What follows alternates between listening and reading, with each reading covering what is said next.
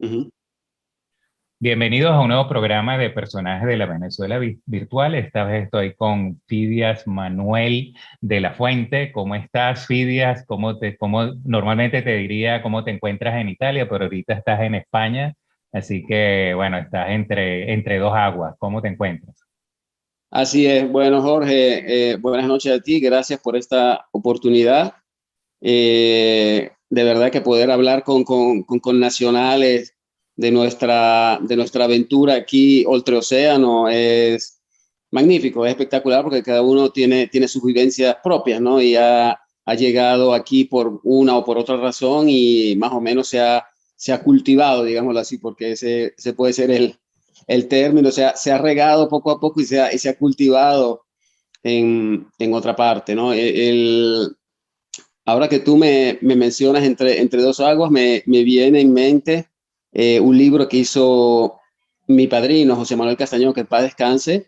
Él era abogado y después sirvió en la Guerra Civil Española para el franquismo, porque a la época, claro, él provenía de una familia militar, etcétera, etcétera, pues tuvo que servir, pero después, claro, dándose cuenta de lo que quería decir el franquismo, se autoexilió y fue a parar a Venezuela y ahí como intelectual empezó a vincularse con personajes políticos de Venezuela y empezó a escribir. Y lo que tú comentaste me viene en mente porque él hizo un libro justamente que se llama Entre dos orillas y hablaba ya para los años 50 de lo que quería hacer, de lo que quería decir ser emigrante. Entonces, esa dificultad que tú tienes en despojarte de una cosa y asumir otra cosa como, o sea, como tuya, ¿no? Esa diatriba que al fin y al cabo la vivimos todos, ¿no? Entonces, como te digo, esto no es una cosa nueva, sino es vieja como el mundo. Hemos viajado Y siempre, la historia hemos estado siempre viajando, mezclándonos entre culturas, entre sociedades, sin miedo, sin prejuicios. Últimamente es que se ha puesto de moda un poco la palabra miedo, que antes no existía. mira, bueno, yo tengo entendido que te fuiste joven, ¿no? De Venezuela. ¿Qué edad tenías cuando te fuiste? Yo me fui, a ver, yo terminé mis estudios y después trabajé un poco en Venezuela, pero quería ver algo más, necesitaba ver algo más sin tampoco tener muy claro qué. Solo me conseguí en una calle de Mérida con un vecino muy querido, que bueno, que tú lo conoces bien, que es Alfredo Ramírez, artista. Entonces él me dijo, ah, pues sabes que yo estuve en Torino, chico, una ciudad universitaria muy bonita en el Piemonte, que fue capital de Italia. Más o menos me describió la ciudad en un modo tal de que yo me enamoré de la ciudad sin conocerla. Y al fin y al cabo dije, esa es mi meta. Preparé mis cosas y me fui para el Politécnico de Torino. Claro, primero apliqué para ver si me aceptaban en el Politécnico, etcétera, etcétera. Me aceptaron para hacer mi doctorado.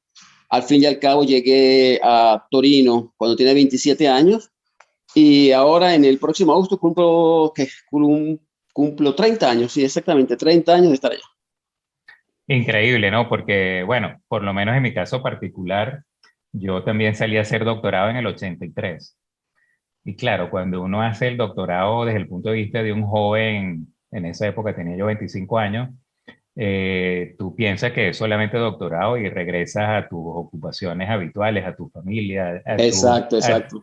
a tu pata, a tu medio ambiente y tal.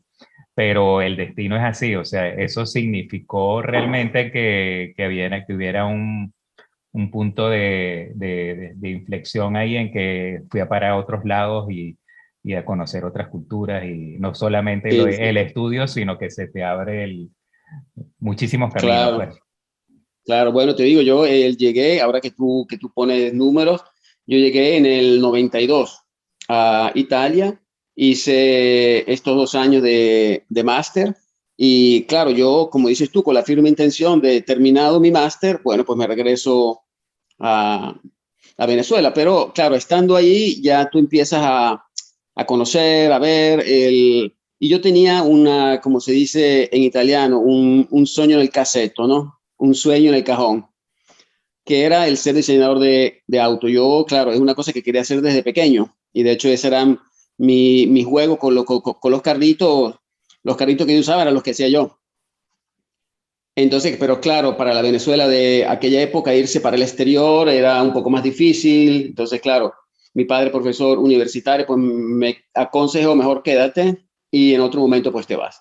Yo hice ingeniería mecánica y gracias a Dios que lo oí porque me dio un consejo muy, muy útil porque con la ingeniería mecánica pues efectivamente logré districarme a lo mejor que si hubiera ido como diseñador de autos. Pero bueno, el hecho está que termino este máster mío y aquí estaba a la época el Instituto Europeo de Design, que está todavía, por cierto, y era la primera promoción de Car Design. Entonces dije, bueno, pues ¿sabes qué? Me uno. Dificilísimo entrar porque obviamente nosotros como extranjeros no era como los italianos, porque los italianos cuando entran pueden pagar mensualmente o trimestralmente. Nosotros tenemos que pagar toda la cuota del año de una vez. Entonces, bueno, difícil conseguir el dinero para un recién llegado, etcétera, etcétera. Al fin y al cabo lo consigo, me inscribo y muy interesante la dinámica, ¿no? Porque Italia, o sea, Torino, en realidad la ciudad de Torino era considerada, ahora ya no más porque Fiat se fue, pero era considerada la Silicon Valley del automóvil. Aquí, o sea, allá en Torino, te hablo, a ver, hasta los años 50, 60, habían 50 constructores de automóviles, pequeños constructores que en su garaje hacían su diseño y construían sus vehículos. Eso poco a poco, por supuesto, se fue muriendo, pero quedó en el Interland de Torino la cultura del auto. Entonces, claro, por eso sale esta escuela de diseño automotriz que está nutrida de profesores que trabajan en las empresas del auto de la zona. Entonces, claro, un gran background. Entonces, fue muy interesante porque teníamos siempre proyectos de grandes compañías que usamos como estudio. Al fin y al cabo, en una de esas exposiciones que hicimos nosotros de nuestros proyectos, pasó el señor Giorgetto Giugiaro, que fue condecorado como el mejor diseñador del siglo XX, diseñador industrial del siglo XX. Vio mi trabajo y me pidió si yo estaba interesado en ir a trabajar con él. Entonces, bueno, imagínate tú, o sea, eso fue más que una fortuna, fue una sorpresa trabajar directamente para él y además me metió justamente a trabajar bajo su dependencia directa. Entonces, bueno, eso fue en el segundo año. Yo tenía que hacer mi tercer año y yo dije, bueno, sabes que yo renuncio a mi tercer año porque la escuela la haré con él.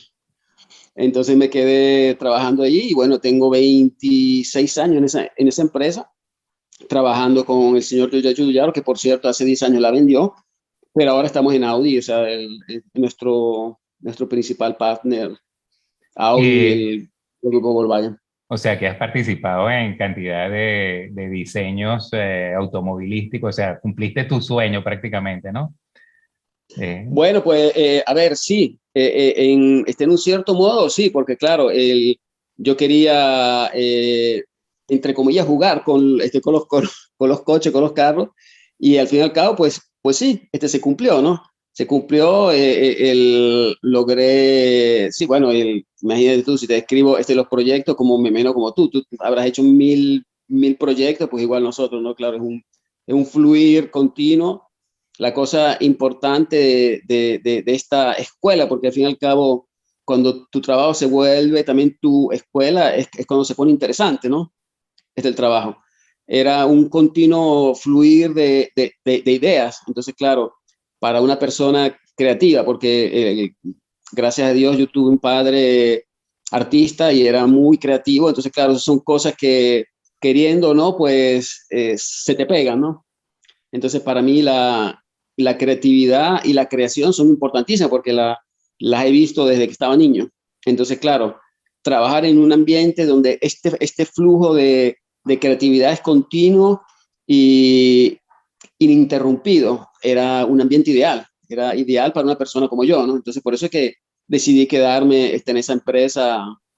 Claro, ahora ya vendiendo la empresa del señor Giugiaro, ya no está más al frente de él. Claro, ya la empresa se vuelve más que todo una empresa de producción de autos industriales. Entonces, claro, ya la cosa tiene el ritmo que impone un sistema de auto industrial, ¿no? Donde al fin y al cabo son los procesos los que comandan, no es el individuo, sino es el proceso. Mira, Entonces, claro, ya la cosa es más rutinaria. ¿y cómo funciona, por ejemplo, uno de estos proyectos en general? O sea, ustedes son un grupo interdisciplinario en el cual entonces pasan, digamos, los que investigan la cuestión de materiales, lo que diseñan la parte del motor, y luego los que están en la parte, digamos, de la óptica, de la carrocería, eso es un diseño, digamos, hecho en un grupo que a la vez están ya repartidas las actividades, pero todos están a la vez ya diseñando y se conectan y siguen diseñando y así. ¿Cómo es? Bueno, sí, en parte es justo como dices tú, son equipos interdisciplinarios y multidisciplinarios que se abocan a este proyecto. Claro, no todo el mundo a la vez, porque los proyectos tienen fases, ¿no? Claro, por eso es que son también tan dilatados, ¿no? O sea, entre un modelo y otro, las empresas más virtuosas, por ejemplo, como puede ser Toyota, entre un proyecto y el próximo pasa más o menos como 3 años. Audi, que es una empresa Audi, el grupo Volkswagen, que son un poco más conmesurados, pueden pasar hasta 5 años entre un proyecto y el proyecto sucesivo. La primera fase, que son más o menos 2 años, tú que hablas alemán, sabes lo que quiere decir el Concept-Fahrzeug. Entonces, hasta esa fecha, que son, o sea, hasta esa milestone, digámoslo así, que son más o menos 2 años, los que intervienen son un grupo de creativos puros, o sea, los que hacen el diseño y los que hacen una clase de ingeniería creativa, digámoslo así, ¿no? Son los que empiezan a imaginarse cómo podría ser hecho este vehículo, no solo como forma, sino también como proceso tecnológico, cómo podría ser hecho, empiezan a hacer todas las secciones típicas y después, una vez que tú tienes las secciones típicas, que es como un libro que describe cómo está hecho este vehículo, no en 3D, en 2D, y después se ocupa uno que une todas esas secciones en un vehículo ya 3D. Con eso se construye el concept que sirve para validar.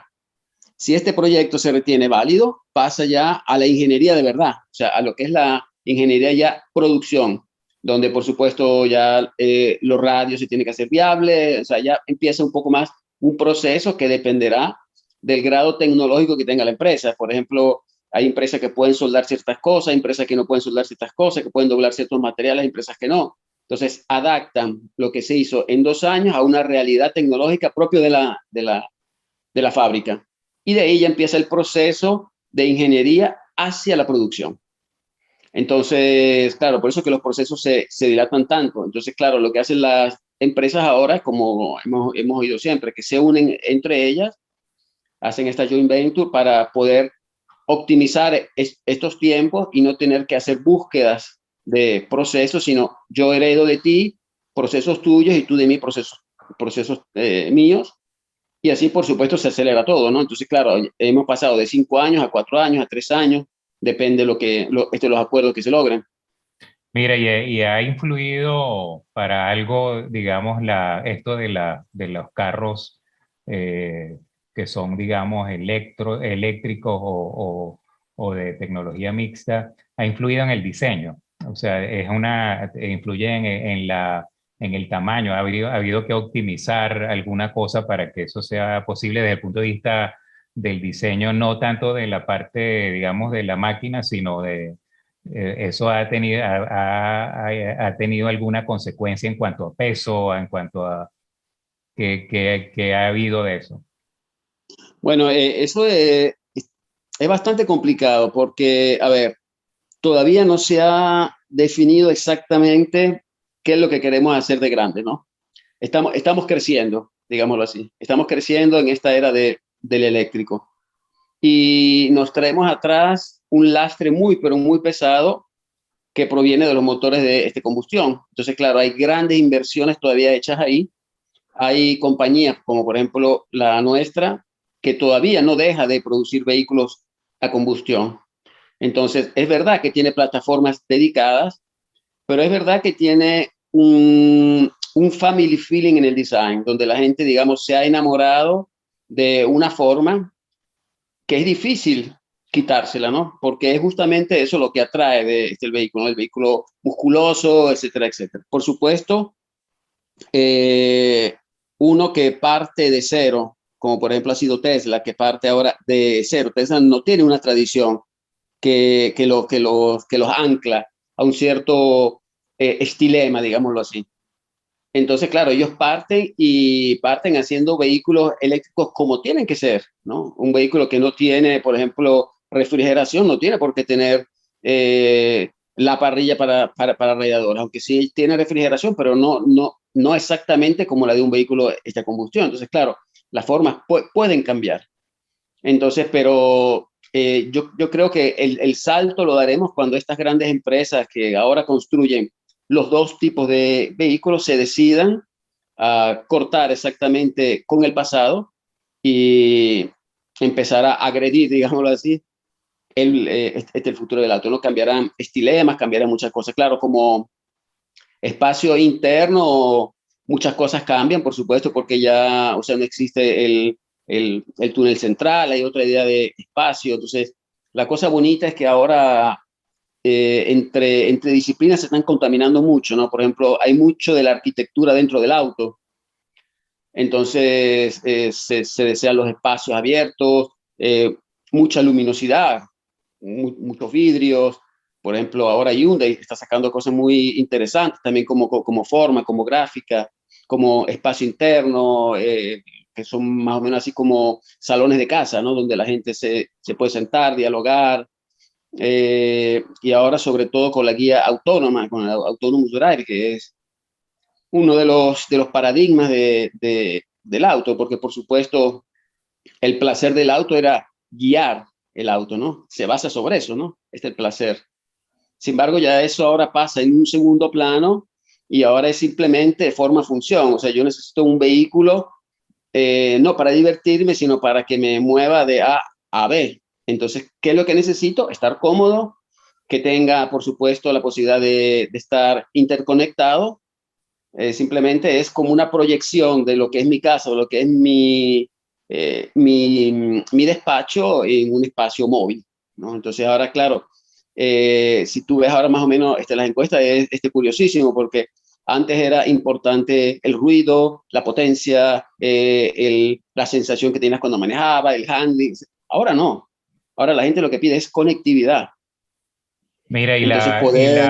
la autoconfiguración, la personalización existe también Sí, sí, de, sí, sí, sí. Eso, bueno, esa es la base. Esa es la base porque, claro, a ver, este es muy curioso, ¿no? Y ahí, bueno, entramos en temas filosóficos de consumismo, etcétera, etcétera. Claro, al fin y al cabo, tratan de unificarnos, ¿no? Se trata siempre de unificar porque tú no puedes diversificar tanto el producto para satisfacer a todo el mundo, porque claro, eso tiene unos costos impresionantes. Entonces, claro, la diversificación está en lo que cuesta menos. Entonces, por ahora lo que cuesta menos justamente es todo lo que es electrónico.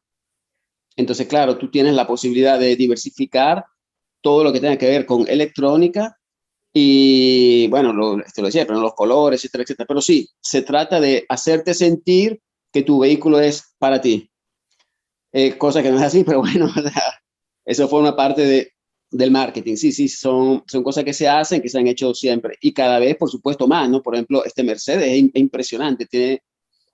Yo conté una vez, tiene más o menos 2.500 combinaciones posibles. O sea, es una locura. Y de hecho hay modelos que tienen eh, que parar la producción porque, o sea, venden tres cada año. Entonces, claro, se vuelve obsoleto un sistema productivo así. Mira, bueno, tengo un amigo que ha trabajado en estos proyectos de hacer sistemas yo lo llamo metro entre ciudades, o sea, de estos tubos que tú vas con trenes al vacío y estas cosas. Y bueno, Exacto. yo siempre he pensado, bueno, a lo mejor también uno podría tener automóviles que entren en estas cápsulas y tu asiento sea, digamos, tu comodidad de tu automóvil, pero que tenga una cinta transportadora, algo que simplemente el vagón sea tu automóvil, Sí, sí, sí. tu vagón personalizado, pongámoslo así. Claro, claro. Y bueno, entonces ahí vas tú y cuando llegas al otro lado, pues tienes tu automóvil. O sea, no es que vaya a tener que agarrar un taxi o otra cosa, sino pues puedes continuar, digamos, con tu automóvil que simplemente sirvió de cápsula para viajar en esta otra y después pues te sirve para continuar. Pues entonces, Bueno, te digo, Jorge, a ver, hay realidades parecidas, claro, enfocadas desde otro punto de vista, ¿no? Por ejemplo, ahora están estudiando, bueno, ahí mismo en Alemania hay, por cierto, zonas donde están experimentando circunvalaciones de ciudades donde el vehículo entra en red, digámoslo así, entra en una red donde viene controlado da el tráfico. O sea, tú puedes soltar tu volante y es la densidad del tráfico que controla tu vehículo. Eso existe ya. Además, Audi, por ejemplo, Audi, en los vehículos de alta gama, tiene un sistema que se llama Audi MyNet, donde el Audi que tú posees dialoga con todos los Audis que están alrededor, con los que van adelante, con los que van atrás, y se van informando entre ellos del estado del tráfico que existe. Entonces tú a veces sientes que tu carro frena y tú no sabes por qué, pero es porque a 100 metros hubo un accidente. Entonces él te va preparando. O sea, eso son cosas que digo que antes eran futurísticas, hoy existen ya. Entonces, lo que dicen los que más o menos pretenden predestinar el futuro es que tú conducirás tu vehículo en las zonas más pequeñas urbanas, pero cuando te conectas a las redes de comunicación masiva, será la red que te controla, ¿no? Entonces tú sueltas tu volante, te lleva hasta tu destinación, después tú te desincorporas de esta red y obtienes otra vez el control de tu vehículo. Más o menos eso es lo que están experimentando ahora también en Estados Unidos, en Suecia, están experimentando un poco estas cosas. magnífico, me parece que es quizás una forma también de consumir en conjunto menos, pues, porque ya tú sabes cuáles son las velocidades sin perder tiempo en aceleración y desaceleración, sino una velocidad promedio aceptable que te permita ir en ese baile con los demás carros, ¿no? Y ese tipo de cosas, ¿no? Sí, sí, sí, sí, sí. Bueno, Eh, impresionante, bueno, tanto en Estados Unidos, por ejemplo, como en China, esas autopistas con 20 canales por cada lado, donde, claro, el límite de velocidad está muy controlado y tú ves estos grupos, estas masas de gente que se mueve, está impresionante. He tenido la oportunidad de estar metido dentro de esta masa y, bueno, un poco alienante, pero así es. Como te bueno, digo, y vamos siempre más adelante, así. sí, mira, bueno, hablando de ti como persona también, este, bueno, tú ya nombraste un poquito a tu padre, pues tu padre era un escultor y en la primera conversación que tuvimos hace un tiempo, tú me dijiste que participaste también en algún tipo de formación con tu papá para esculpir o lo hiciste con otra persona, no sé, que Sí, sí. había una plaza, un sitio, un bulevar donde había también esculturas tuyas en Venezuela y eso. Entonces, ¿qué queda de ese escultor? Una buena pregunta esa. A ver, yo tuve de verdad la gran fortuna de tener, yo de verdad se lo deseo a todo el mundo que tenga la fortuna de tener al lado suyo un creativo. Es una experiencia fabulosa y sobre todo cuando uno es niño, ¿no?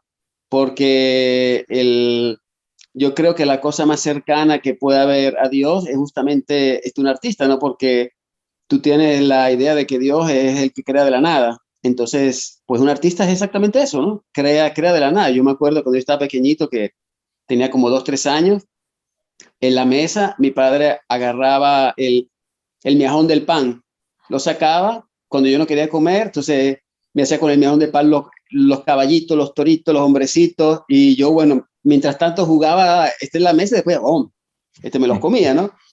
Entonces, claro, eso abre al niño un mundo, bueno, que tú ves, está tu padre como divino, ¿no? Y lo es, y lo es. De verdad que sí, porque el acto creativo, más allá de ser una introspección, es, por supuesto, un asimilar un contexto, ¿no? Y hacerlo tuyo, y a través de tu lenguaje, pues sacar una cosa nueva, ¿no?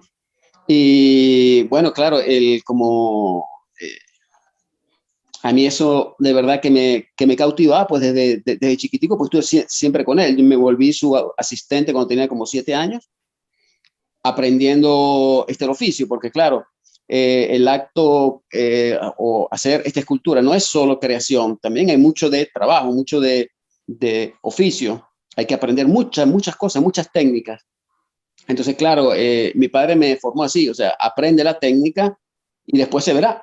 Entonces, tú puedes ser un buen escultor, pero no necesariamente un artista, como tú ves, o sea, hay plazas en todo el mundo, o sea, hay museos plaza, digámoslo así, que tienen unas esculturas fabulosas, pero que no te transmiten nada, ¿no? O sea, tú ves, es de buena factura, pero falta esa cosa que te golpea, ¿no? Entonces, claro, pero eso ya depende de la naturaleza o no, si eres artista o no.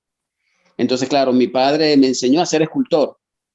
El ser artista, pues, es una condición. Eso no hay una escuela que te enseñe a ser artista. Por eso que yo a veces cuando oigo personas que hacen este tipo de actividades, ¿no? Porque al fin y al cabo son actividades que hacen escultura o pintura, que dice, bueno, yo soy artista. O sea, ¿tú estás seguro que eres artista? O sea, a lo mejor eres pintor, eres escultor, pero a lo mejor serán otros a decir si tú eres o no artista, porque no hay, o sea, tú no estudias para artista, tú estudias para pintor. Y de hecho, mi padre se gradúa en la escuela de Sevilla como profesor de dibujo. Después, con los años, mi padre se vuelve artista, pero gracias a su condición interna de él, ¿no? Bueno, pues para hacerte la breve, claro, yo me lío un poco en este mundillo de mi padre y claro, por supuesto, con sus amigos, con otros escultores, pintores, y es una cosa que más o menos te va llevando, te va llevando, te va llevando, y hasta que se vuelve también una necesidad para ti hacer algo. Mi padre me da la posibilidad, yo empiezo a esculpir con él y bueno, sí, he hecho cosas con él, he hecho cosas para Mérida y te digo, está ahí porque es una cosa que me acompaña siempre. Claro, fluctúa un poco según, las, ¿cómo te puedo decir? Según las actividades que yo tenga, ¿no?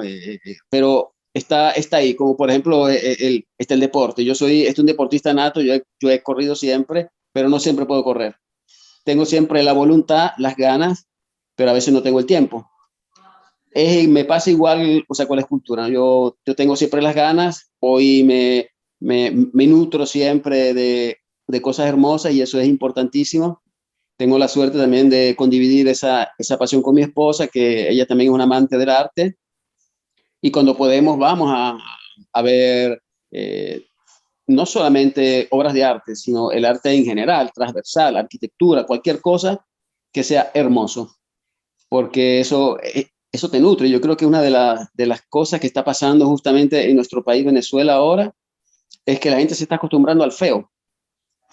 Y eso son cosas que al fin y al cabo inician a socavar de ti una cierta positividad, ¿no? De futuro. Si tú te acostumbras al feo, pues terminas siendo feo también tú.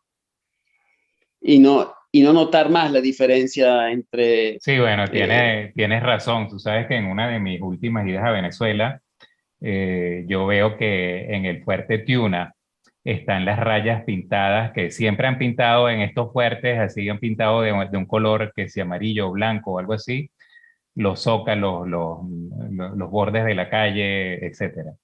Y entonces yo digo, pero ¿por qué lo pintan choreto? Porque ujú. el que controla al que pinta una cosa no dice, eso hay que volverlo a hacer, eso está choreto. Y lo otro es, también vi que, bueno, si hay gente que limpia en esas entradas, esos fuertes y esas cosas, pero después entonces vi que pasando con el carro, que detrás había basura y había cuestiones de ciencia, ¿por qué no limpias bien si lo único que tienes que hacer es, digamos, te pusieron a limpiar? Y entonces hay alguien que controla, que seguramente es como tú dices, se acostumbró a cierto nivel de basura que es aceptable, entonces dice, bueno, está bien, déjalo así. O sea, no hace falta ser perfeccionista en limpieza, no hace falta ser Mm, perfeccionista en marcar la raya, no hace falta ser perfeccionista. Y cuando te das cuenta, hay una suma de imperfecciones que tú dices, bueno, hacía falta realmente de tener tantas sí, sí, sí. imperfecciones que pagas también, que estás, alguien le da el visto bueno y dice, sí, paguen el salario. Pues. Sí, bueno, yo creo, Jorge, que cuando el degrado es general, después se vuelve generalizado. Entonces, toca todo. Entonces, eso es la sensación que yo tuve la última vez que estuve en Venezuela, desgraciadamente. Yo vi que el degrado, que era general, porque las islas estaban llenas de monte, la basura, los perros callejeros, o sea, te dabas cuenta de un degrado general. Y después, tratando un poco con las personas, te dabas cuenta de que ese degrado se ve ya generalizado, estaba tocando ya también las personas ya no se cuidan, no se alimentan, no respetan los semáforos, o sea, ya es una cosa que claro que tú percibes degrado por todos lados, es imposible no contagiarse, es imposible, por eso que te digo que es importantísimo, no quiero decir con esto que uno se banalice, pero es importantísimo el contacto con lo bello. Es importantísimo porque eso te nutre a ti también de cosas hermosas. Y tú viendo el bello, produces bello. O sea, no hay es una ecuación muy simple. Sí, digamos, porque es lo que conoces, pues entonces empiezas a notar cuando algo no es así. Yo una de las cosas que siempre digo es que hay que construir, por ejemplo, cuando se construye un hospital o se construye un edificio público, hay que construirlo para la eternidad. Es decir, no construir cosas provisionales, es mejor construir menos, pero con lo que se construya que sea para más de una generación de personas, o sea, un uso de varias vidas y que sea, digamos, que aguante los chaparrones de la vida, pues, para poder entonces ser mantenido, pero que sea simplemente mantenido sin tener que reconstruirlo desde la base, pues. Entonces, Claro. no construir para las necesidades actuales, sino tener un poco de perspectiva a futuro, es decir, vamos a construir para necesidades futuras y dejar un margen de expansión y todas estas cosas, porque sobre todo en países tipo como Venezuela, que en realidad hay tanto terreno para hacer las cosas bien, no hace falta hacer cusuchos y cosas mamarrachos y cosas así, porque tienes la posibilidad de escoger los mejores lugares para hacer las cosas, pues. Y, Claro. Pero Jorge, tú has dicho una palabra clave, ¿no? Que es ver en el futuro, o sea, la proyección. Eso es importantísimo, no solo para la vida pública, para un país, sino también la vida nuestra personal. Si tú no tienes proyección, si tú no tienes tu visión de futuro, ¿qué puedes construir? Entonces, lo que está pasando en nuestro país, Venezuela, es justamente eso. Hemos llegado a un estado tal donde tú puedes tener perspectiva de futuro, pero en el próximo futuro, pero muy próximo futuro, porque no se sabe qué es lo que va a pasar. Entonces, claro, ¿qué vas a estar tú pensando en construir, como dices tú, para que dure? ¿Qué vas a estar tú pensando en imaginarte tú en el futuro? No puedes, porque ahí se construye el día por día y a veces el hora por hora. Entonces, claro, un país que ya te lleva, a ver, en italiano sería costringe, te obliga a que tú pierdas la visión de futuro, no se puede después eh, quedar perplejo cuando ve que 6 millones de personas se van. ¿no? Porque las personas necesitan seguridad, necesitan el proyectarse, necesitan verse en el futuro, necesitan, como hablamos antes, necesitan de verse en su imaginario como ellos se han pensado en el futuro, ¿no? Entonces, Venezuela se está quedando sin gente, porque hay gente que necesita, que no es que necesita comer, porque si tú ves, en Venezuela se consigue de todo. Hace falta dinero, por supuesto, pero lo que pasa es que no hay perspectivas de futuro. Mis sobrinos que están ahora aquí conmigo son jóvenes, y yo hablo con ellos y digo, caramba, o sea, muchachos que se aislaron, porque también salir para la calle es peligroso, o sea, el contacto social, que para un joven es imprescindible, ¿no? Esa contaminación que tienen que tener los jóvenes, no existe más. ¿Por qué? Porque es peligroso, porque los muchachos ya no se fían el uno del otro, y al fin y al cabo lo que piensan es, ¿cómo me puedo ir? ¿No? Para poder vivir, no libertades físicas, sino libertades mentales. La libertad mental de poder pensarte a ti mismo proyectado en un contexto distinto, que es una cosa que hoy no existe en Venezuela. Sí, bueno, yo una vez leí, estaba leyendo cuestiones de, digamos, de, más que todo desde el punto de vista de finanzas y de economía y esto, entonces encontré un libro que hablaba de el problema cuando tú no tienes incertidumbre, o sea, cuando tú estás, cuando tú sabes exactamente qué es lo que te va a pasar.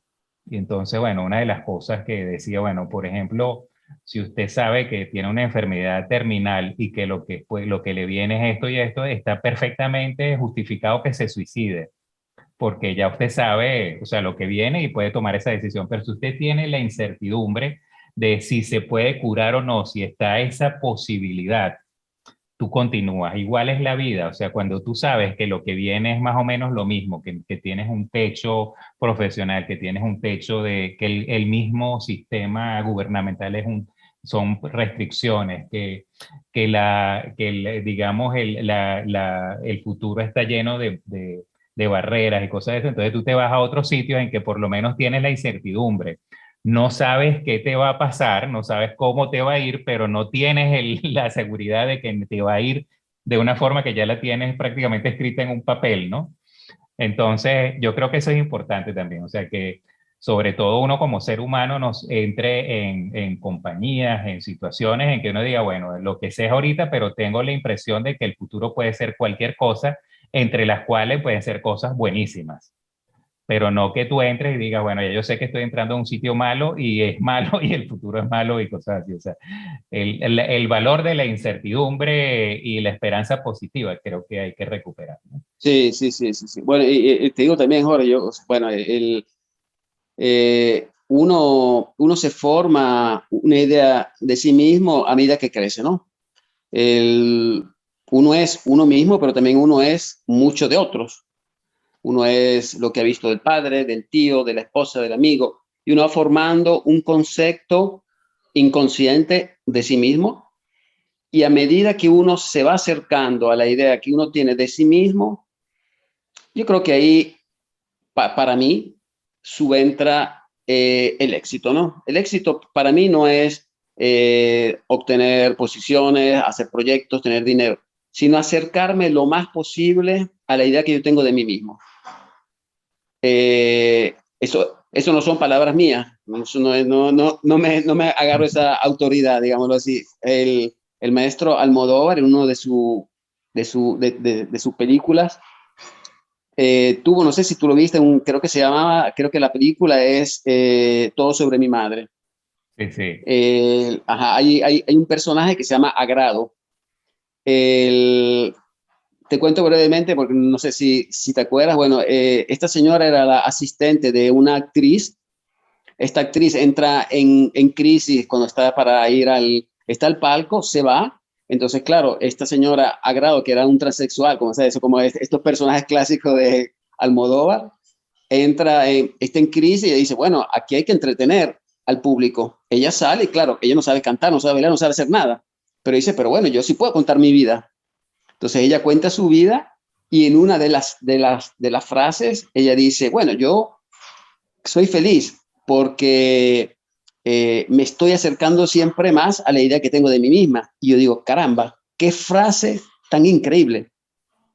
Y eso es verdad. O sea, para mí, o sea, como te digo, mucha gente ubica el éxito como, o sea, como te decía antes, ¿no? En la posición, en el trabajo, en el dinero, en la proyección social.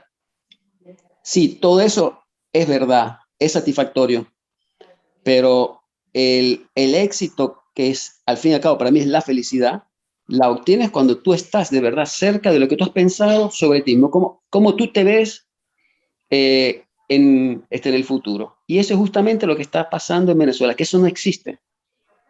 Eso no existe. Entonces, la gente necesita realizarse. No precisamente necesita salir en los periódicos y en las revistas y ser el más titulado. Tú puedes ser feliz sembrando papas, pero tienes Pero, que ser feliz. pero sabes también que en Venezuela es posible, también hay muchas cosas que son posibles, eso también me he dado cuenta yo, porque uno Sí, también se tiene que deshacer de los clichés de las opiniones, de los trends exacto. de opinión.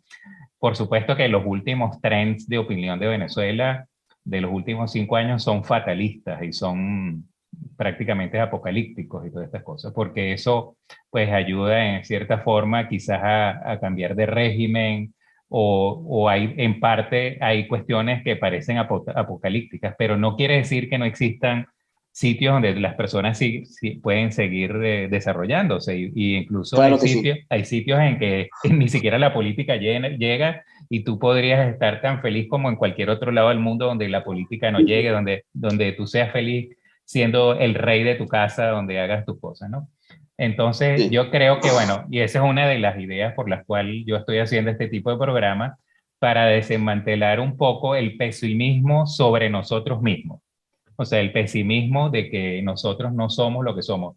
Yo creo que independientemente de que tú estés en Italia, España, y yo esté aquí en Austria y otras personas estén en Venezuela y tal, ya hay personas que existen hoy en día que son personas que se pueden realizar como personas, que pueden tener una cantidad de satisfacciones que podrían decir estoy sintiendo éxito con la definición tuya. Entonces, pero hay eso por un dictamen de los comunicadores sociales, por un dictamen de esta comunicación, digamos, en que se resalta todo lo fatal. Entonces, como que se ha cancelado en cierta forma, incluso el decirlo es un peligro porque te pones a que te digan y por qué tú dices que hay éxito y si no hay éxito y cosas así. O sea que no te permiten ni siquiera que haya éxito en Mérida, por ejemplo, que hay de todo, pues por supuesto hay problemas graves, hay todo esto que hemos hablado, pero también hay una falta de retomar otra vez el control, el retomar el toro otra vez por los cachos, en decir, bueno, las soluciones van a ser de abajo hacia arriba, bottom up y no top down y cosas así, porque obviamente las esferas del poder, las esferas económicas han colapsado, no lo están haciendo lo que se espera, pero siempre existen los individuos que son creativos, que Claro, son... claro. Sí, Entonces, sí, sí, bueno, sí. yo creo que eso también es una de las reflexiones que hay que hacer de que Sí. en toda situación, independientemente uno puede tener algunas ventanillas en que hay posibilidades de realización. Sí, bueno, te digo, ah, has dicho justo, o sea, es justo este punto de vista, porque estas situaciones te permiten descubrirte, digámoslo así, ¿no? Yo te digo, lo toco con mano, porque, por ejemplo, en Mérida ahí están mis cuñados, uno de ellos politólogo, profesor universitario, etcétera, etcétera. Bueno, esa actividad no se pudo proseguir y él se reinventó, ahora produce café y está feliz, produce café, está tratando de ampliar y hacer cacao. O sea, como dices tú, en las dificultades es que se descubren también las potencialidades, ¿no? Y es verdad, como dices tú, o sea, si tú vives en un horizonte temporal donde está todo predefinido, todo encajado, pues claro, como hemos dicho, ¿no? La creatividad pues viene a menos. Sin embargo, en estos contextos donde la dificultad está a la orden del día, tienes que districarte, ¿no? Y ahí, un ejemplo, Venezuela, como te digo, sí, justamente has dicho bien, hay muchas posibilidades, como en muchos sitios donde hay este problema. Hay que tener la fuerza de voluntad y, por supuesto, también la ayuda, ¿eh? Porque muchas veces necesita ser ayudado, pero hay mucha posibilidad. Y eso, el venezolano es muy capaz en districarse, en moverse en situaciones distintas. Sí, sí, Mira, sí. ahorita en agosto pasado estuvimos con mis hermanos en las Dolomitas, por las montañas, por allá caminando y eso. Sí, Entonces llegamos a un sitio donde pues nos sentamos a comer los productos del sitio, pues que habían que si leche, mantequilla, quesos, los quesos. los mismos salchichones, todo eso. Y todo era hecho ahí a esas alturas tan altas en donde no había necesariamente electricidad como se conoce, que uno dice, esta es la electricidad que me llega, sino tú tenías que producir electricidad, tenías que producir la mantequilla, por ejemplo, con motores de agua que tenían una turbina de agua, tenías una cantidad de cosas y entonces esta era una familia que normalmente pues en verano está en ese tipo de actividad y en invierno pues bajan con todos sus animales y se ubican ya entonces a nivel de establo y en una vida más cómoda. Entonces yo pensé, así tuvo que ser mi abuelo que murió en Pregonero y que vivía en una hacienda. O sea, era seguramente algo parecido a esta familia y ahí se criaron mis tíos, mi madre y tal. Era gente que, bueno, cultivaban y que vivían ahí, que no tenían estos problemas que entonces esa gente no tiene, digamos, el concepto no tengo papel toalé, no tengo desodorante, no tengo esto, no tengo lo otro, sino están en esa interacción tan sana con la naturaleza y con muchas satisfacciones. O sea, tú a este señor yo lo veía como estaba mostrando cómo había hecho la mantequilla. Era una alegría tal y decía, qué bello conseguir todavía Claro. gente tan intacta, pues que, porque si tú te pones a ver, ese señor tenía todos los problemas de la escasez, pero los había solucionado de alguna u otra forma, ¿no? Sí, bueno, te digo, claro, es un problema a veces de este concepto, ¿no? La gente cuando piensa que es la riqueza, piensa que a lo mejor la riqueza es tener bienes materiales. A otros piensan que la riqueza es justamente no tener necesidades. Entonces, contra menos necesidades tienes, a lo mejor más rico eres, ¿no? No en términos económicos, sino en términos de libertad, ¿no? Como dices tú, que no necesita lo que se necesita en un contexto urbano, se puede decir liberado de muchas cosas, ¿no? Sí, bueno, Entonces, sobre todo ahora que tenemos tantos problemas como por ejemplo mi celular no está cargado, una cosa así, ¿no? Entonces, exacto, exacto. Eso estamos, es. uno dice, y eso te causa ansiedad. Mira, Fidias, todo lo que pasan por aquí tienen que darme la definición de felicidad para terminar y luego nos dejarnos un eslogan de vida. Entonces, bueno, te paso la palabra para que nos digas, ya más o menos sé cómo es éxito para ti, pero eso te causa felicidad, ese tipo de éxito. ¿Cómo es tu felicidad? Bueno, efectivamente yo te digo, sí, para mí mi felicidad es acercarme, sí, ciertamente lo he vivido en carne propia a lo que yo de pequeño pensé que podía ser yo de grande. Entonces, como te dije antes, he hecho muchísimos proyectos que están en la calle, he tenido la posibilidad de trabajar con maestros, entre ellos mi padre, el señor Yuyaro, etcétera, etcétera, pero en realidad soy feliz cuando pienso a lo que yo me imagino de mí mismo. Y eso me ayuda a seguir adelante porque, por supuesto, la misión es infinita, ¿no? Entonces, es un horizonte bello, largo, lleno de cosas hermosas, porque como te dije antes, la belleza es necesaria en la vida, ¿no? No solo la belleza canónica, sino la belleza de la estabilidad, de la serenidad, Esas son cosas importantes en la vida. Un eslogan podría ser, sé ti mismo, crea tú este personaje tuyo y trata de imitarte. Como decía Pablo Picasso, a veces él decía, yo también me copio. Es necesario copiarse y crearse este imaginario tuyo. Bueno, me parece fabuloso. Yo creo que una de las cuestiones que uno también ha escuchado últimamente, que eso, que todo empieza en uno, ¿no? Que es algo endógeno, que tú, digamos, no puedes ser feliz si adentro no estás en paz, ¿no?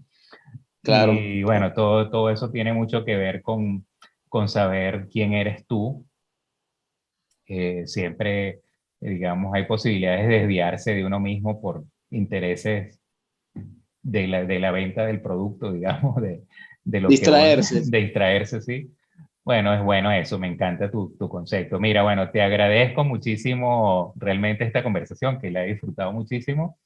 Igual. Y bueno, te deseo que sigas en esa llegada a ti, que todo sea, digamos, cada vez más auténtico, más fidias y que, bueno, salud y prosperidad y todo lo que se le puede desear a alguien con mucho deseo de que mejore y que tengas calidad de vida hasta el resto de tus días.